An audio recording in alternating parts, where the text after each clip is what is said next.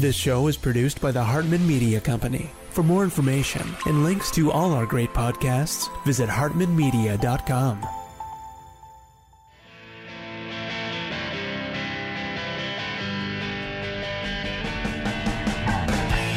Welcome to the Young Wealth Show, where you'll truly learn how to make, spend, and invest money for an awesome life. Get the real-life stuff that wasn't part of your school curriculum. Young Wealth gives you innovative new ways of dealing with your finances, as well as the skills and tools you're going to need to survive and be successful out on your own. Let the Young Wealth Show be your GPS to take you from clueless to clued in. Here's your host, Jason Hartman, with Young Wealth. Hey, it's Jason Hartman. I want to say welcome. I am very excited to talk to you today about some investing strategies that you can really depend on. Now, what can we depend on as investors? Well, we can depend on the fact that we will have cycles, things will change, and we can also depend on things will go wrong. You've heard that Murphy's Law always shows up, right? It always shows up and it always happens. And you know that the powers that be that run the government and the central banks around the world have a certain motivation. They have a certain type of interest. And what I believe we have to do as investors is we need to stop fighting those interests. We need to align our interest. We need to do the same thing they're doing. We need to take a page out of their book. We need to follow their game plan so that our interests are aligned with the most powerful forces the human race has ever known. What are those most powerful forces the human race has ever known? Well, after God, they are governments and central banks. Governments and central banks, the most powerful forces the human race has ever known. Now, you know, it's really interesting nowadays with all the talk about cryptocurrencies, Bitcoin, Ethereum, Litecoin, all the rest, right? We've all heard it. We've looked at the radical ups and downs in that marketplace. We've seen those currencies soar to amazing heights, and we've seen them fall like lead, right? We've seen people lose tons of money in the cryptocurrency world. And it's interesting, money. I mean, what is money, right? Money is different than currency. It's an important distinction to understand. And I know this is like going down the rabbit hole a little bit, but before we jump in to what we can depend on and how to align our interests as investors, let's kind of just examine this just for a quick moment. Money, at least I believe, and many throughout history, many academics have said this, money is something with intrinsic value. It is something that is not dependent on another outside force. It has value to people automatically. That's real money. And this is why you hear the gold bugs. You'd hear them talk like this, gold is real money, right? They'll say for the last 5,000 years, gold has been considered money, right? Fair enough, okay? I don't believe that necessarily exactly the way they do. I'm not a gold bug. I believe that gold is extremely flawed as a form of money, but it's a decent measuring stick, at least until recently. It's a decent measuring stick. So it's important to watch gold and to understand gold and to know about it because it is a measuring stick. It is a measuring stick.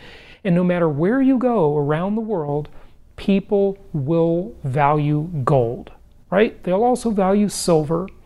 But what will they really value? Well, the utility of precious metals as money, that's one utility, right? And that might be, some would argue, that's the ultimate utility. But also, it has intrinsic value. Some precious metals do. Now, gold isn't used very much as an industrial metal anymore at all. Silver sure is. Platinum and palladium sure are. Catalytic converters, et cetera, right? So they have intrinsic value, not symbolic value. Gold has more symbolic value than intrinsic value nowadays, right? Jewelry, you know, there's some uses certainly, but they're not that extensive. But what really has use, what really has totally intrinsic value that people around the world need? Well, you've heard the three things, right? What do people need? They need food, clothing, and shelter. Yes, shelter. Well, I like shelter as an asset class. In fact, I believe it is the most historically proven asset class in the entire world. I say own and control that shelter and let other people rent it from you. Let other people rent it from you. Very, very powerful force. You know, in Pat Donahoe's new book, he talks about this. He talks about the power of alignment of interest, of breaking away from the Wall Street game. You know, he's got a chapter in here that talks about the myths and truths of insurance, saving, borrowing, investing, and building wealth. Okay? Borrowing, interestingly, can be a very powerful tool for wealth creation, right? So we'll go into that and we'll talk about it as we align our interests with the most powerful forces the human race has ever known. Now, let's look at the three basic economic maladies. What are they? I mean, there's all kinds of things that happen in the economy, right? We hear about this, that, the other thing. There's, there are cycles, there are recessions, there are boom times and bust times. We all know that, right? But if you boil it down to just three basic concepts, three basic maladies that occur in the economy throughout history, they are simply inflation, deflation, and in the 70s, back under the Jimmy Carter era, right, if you study your history a little bit, or if you were alive and lived through it, you know about the misery index, right? You know about stagnation, okay? Inflation, deflation, stagnation, the three basic economic maladies. I know there are lots of other things here and there, but I just want to boil it down to those three. And as investors, as we plan, and if you are a business owner, and if your business is really just an investment, right? Just like your real estate portfolio, or your stocks or bonds or mutual funds, right? All of these different investments. How do these play in the three basic economic maladies? Now, why do I call them maladies? Well, because none of them are really good, right? They're all bad things, but I would argue that one of those three things, and maybe two at the same time, or possibly even three at the same time, are happening at any given time in the economy. I don't think there's really any time where you don't have at least one of these three basic economic maladies occurring. Okay? So let's talk about aligning our interest and benefiting, or at least surviving, through these three basic economic maladies: inflation, deflation, stagnation. Over the last 5+ decades, we have had a government that has engaged in this, to one degree or another, entitlement society. And people in power, politicians that are running for office or in office already as incumbents, they love to have the opportunity to dole out goodies to voters because they can effectively buy their votes. And we know that this incentive will never go away. Politicians will always want to buy votes. They will always want to make the electorate happy by giving them goodies. We've seen this throughout history in many regimes around the world. I mean, even, after Hugo Chavez, the dictator in Venezuela, after he passed away, they talked about how he would dole out the goodies to people.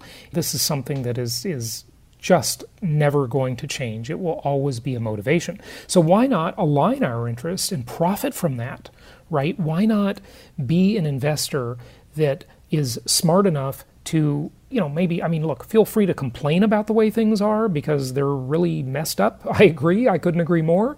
But let's align our interest. Always, as Deep Throat said, he said, follow the money, right? Always follow the money. You can always tell what really matters by where the money goes. You can always tell what really matters by where the money goes. So the government is in a financial mess. Now, this module is from my Creating Wealth seminar. It's a one-day program that I do, and I've been doing this for many years. Thousands of people have seen it. And if you're a regular listener to my podcast, you've heard me talk about these topics to varying degrees, but we're talking about it a little bit differently today. So first, we must understand the motivations of governments and central banks. If we don't understand this and why they do the things they do, and what they're going to do, if we don't have a prediction for what they're going to do, we will be handicapped as investors. Remember, there are three basic economic maladies: inflation, deflation, and stagnation. And I want to show you what I think the government will do. And this is based on history. I've got lots of evidence for this, and I think you'll agree with me as to how the government will get out of its mess, get out of its debt, out of its deficits, out of its financial problem. I've had Lawrence Kutlikoff on my podcast a couple of times. He's a very well-known economist, very famous. He has done a study on the unfunded mandates, right? All of these entitlements that the government has promised to the United States population over the next 15 to 20 years. And he believes that this number is somewhere, in terms of cost to fund those mandates, right? Somewhere around $220 trillion. That's trillion with a T, not million or billion, it's trillion. That's a lot of money, folks. I mean, consider that the GDP of the U.S. is somewhere just under $20 trillion a year. The GDP of the entire planet is about $60 trillion a year. These are very rough numbers, by the way. Don't quote me. But hey, a trillion here, a trillion there. What's the difference? So comparatively, when you look at a $220 trillion time bomb, it is very significant, and it's a very significant factor in how we need to decide how to invest. So the government is in a mess. I've identified 6 ways that I believe they can try to mitigate that mess to one degree or another. So let's dive in. The first way is the government, hey, look, the government has made all these promises. The government could just default and say, sorry, we overspent, we overindulged. It's like the person at the party who drinks too much and then the next day they wake up with a very bad hangover, right? And the government could say the same thing. They could say, look, we overindulged, we spent too much, we can't afford to fund Social Security. We can't pay for roads and schools. We can't pay for all the things we've promised, all the different entitlement programs, all the welfare, the disability, the government employees that make up about 20% of the economy. Just sorry, we're going to default. So I don't think that's going to happen to any major degree. Now, we saw this happen in Europe, right? Especially Greece with their austerity measures, right? As that country has totally overspent. So have many other countries in Europe that are on the verge of collapse. I mean, look at Spain and Portugal and Italy. These countries are a mess, just like Greece, to a lesser degree than Greece. They have had to default on some of their promises, and when they did, what happened? There were riots in the streets when they had austerity measures. So this is politically unpopular, and the government will try and avoid a default at all cost. Okay, so, and then the government has foreign debt also. It could default on foreign debt. So that's another type of default. What's the other thing they could do? Well, number 2, they could increase taxes. The government could say, look, we're running short of money. We need to increase taxes. Now, I don't know what your political beliefs are. I don't know if you're left-wing or right-wing or libertarian or in the center or what you believe. But I can tell you that it is an absolute fact that is unassailable. You can't argue with this fact, that when taxes are increased, it suppresses economic activity, with the exception of government economic activity. But I say government economic activity is bogus. It's not real economic activity. So this was certainly proven during the Reagan era, and criticize Reagan all you want. He certainly made a lot of mistakes. There's no question about that. However, without the advantages Bill Clinton had a decade later of having the internet and the fax machine. I mean, remember the humble fax machine? That was a revolution. The fact that you could do business around the world by sending someone a document on a fax machine. It increased the velocity of money. And the internet did that to the 10th power, right? So Bill Clinton, even though he wasn't as good philosophically on the economy, he benefited from some incredible advances. He was just lucky to be in office at the time when these things happened. But Reagan wasn't. So he had the largest peacetime expansion of the economy without a war, and a war is a bad investment for sure. But initially, it's like drinking a cup of coffee with caffeine, right? It initially pumps up the economy, but ultimately is a terrible investment and a terrible cost to the economy. So the problem with raising taxes is, number one, you suppress economic activity, but there aren't enough taxes to raise. Even if you taxed everybody in the country at 100% of their income, which of course they would all say, well, why would I work if you're going to tax me at 100% or 90% or like they do in Canada, 59% or some ridiculous thing like that. It reduces people's incentive to work. But even if everybody just worked really hard and gave all their money to Uncle Sam, there wouldn't be enough. The problem is far too big to solve with tax increases. So what's the next thing they could do? Well, the government could have a yard sale. A big garage sale, the U.S. yard sale, and it could sell off assets. This already happens to one degree or another. Certainly the U.S. sells military equipment to other countries. Years ago, there was talk of selling the ports to Dubai. Remember that big deal? And it was all over the news. It ultimately didn't happen. And this was before the Arab Spring, but Muammar Gaddafi, he was our enemy for decades, right? The terrible enemy that we had in the Middle East, one of many. We had decided shortly before the Arab Spring, I can't remember the exact time, to sell military equipment to Gaddafi, right? That no one would have ever thought that would have happened. But when the pressure gets bad enough, it will cause bad decisions, right? So a yard sale, that's another way to raise money. Number 4, the American military, or something called economic hitmen, okay? EHMs, economic hitmen, could be used to steal money from other countries. And look, I love the military. I love our troops, and I appreciate what they do. The fact is, though, governments use militaries to steal. Okay, that's been done throughout history. I mean, look at Napoleon. He would analyze how rich the find was, and if his military could roll in there and take the art and the gold from the enemy, there was a motivation for war. And as long as there is a motivation for war, there will never be peace, as long as war is profitable. What we need to do to have peace is make war very unprofitable, and then we will have peace. And economic hitmen, I've had John Perkins on my show. He's been a guest on my podcast over the years, and he talks about how economic hitmen are used, otherwise known as negotiators, right? They're not necessarily hitmen, I guess it's a matter of degree, right? To go into other countries and negotiate deals that are favorable, in this example, to the U.S. and unfavorable to the other country, and apply a lot of pressure in a lot of different ways. Those first 4 things were all negative. They're all bad things. This is a positive one. Technological innovation. The United States is a very innovative country. There are many other very innovative countries too, but I'm talking about these things from a U.S. perspective, number 1, because it happens to be where I live, but it also happens to be the largest economy in the world with the most powerful military the human race has ever known, and the most powerful, unfortunately, central bank the world has ever known, the Federal Reserve. Talking from a U.S. perspective, of course, I know I've been to 81 countries. I know there are many other perspectives, and I love hearing them, and I love to travel and talk to people in other countries. But if any country has a big technological innovation, in this example, if it was an America-centric innovation, that would profit the U.S., and it would bring money to the country because of the innovation. It's certainly, biotechnology, nanotechnology, energy, all of these great things that are happening. It's truly an amazing time to be alive, as I always say.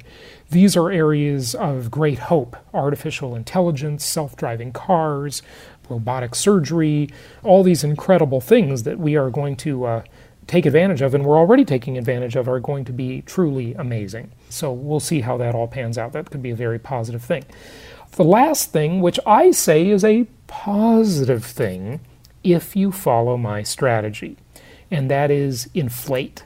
The likelihood is the government will inflate their way out of the problem, and so will other governments around the world. They will inflate their way out of a problem. So inflation is a great tool for investors who are in the know, investors who get it, right? I teach a strategy I call inflation-induced debt destruction. Inflation-induced debt destruction.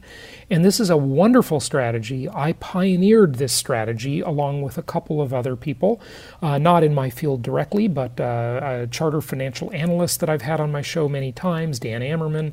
He's a pioneer of this idea. He doesn't call it that. I gave it my trademark of inflation-induced debt destruction. But this strategy is something you want to take advantage of as an investor. Now, let's just move on and look at how this kind of works, okay? To understand inflation, we need to distinguish between real and nominal. So I think everybody knows what I mean by real. What is the real value of something? Versus nominal. The word nominal means in name only. What is the name of it? So if I take out a $20 bill, right? What is this called? It's called a $20 bill. And what was this called 50 years ago? It was also called a $20 bill.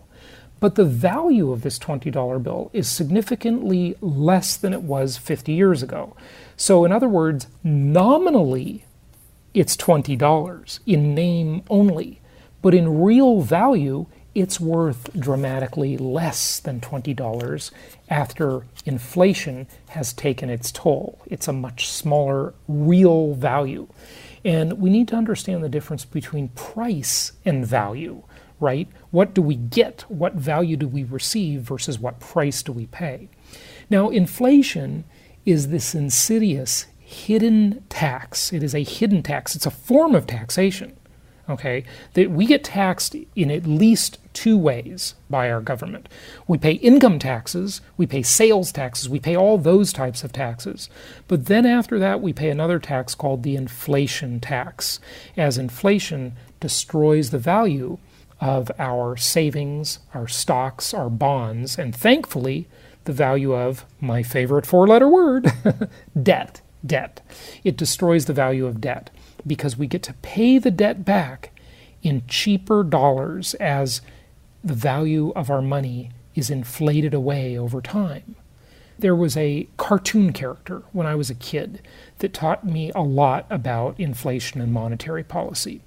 And you might remember the cartoon. It was with Popeye the Sailor Man, right? And one of Popeye's friends was a guy named Wimpy.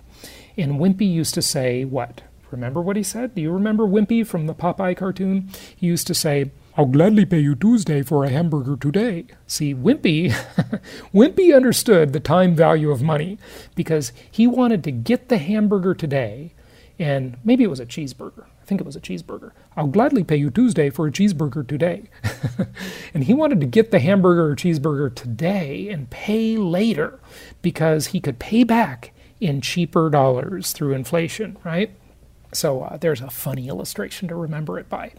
Inflation-induced debt destruction, that's the technique I'm talking about. Now, inflation is the most powerful method of wealth redistribution.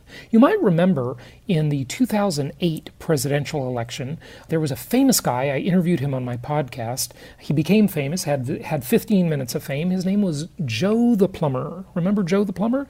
I actually interviewed him on my Creating Wealth podcast. And Joe the Plumber confronted candidate Obama and said, "You're going to redistribute my wealth," right? And the media made a big deal out of this and accused Obama of being a socialist and a communist, which probably isn't too terribly far from the truth based on his policies. That was the point, right? Most people think that the most powerful method of wealth redistribution is taxation, but it's really inflation. Because taxation is much more noticeable than inflation. Inflation is more subtle, it's more covert, and it's much more powerful. Inflation redistributes wealth from lenders to borrowers. From lenders to borrowers. Lenders become poorer in an inflationary environment, and borrowers, oddly, become wealthier. And it also redistributes wealth from old people to young people. Why does it do that? Why from old to young? Well, hopefully and generally, old people have assets. They have stocks, bonds, and savings. And young people have the opposite. They have debt. They have debt. And when you look at the third item down on your screen, inflation destroys the value of savings, stocks, bonds, and thankfully the value of debt, right? So that's how it transfers wealth from old to young and also from lenders to borrowers. J. Paul Getty said something powerful about debt.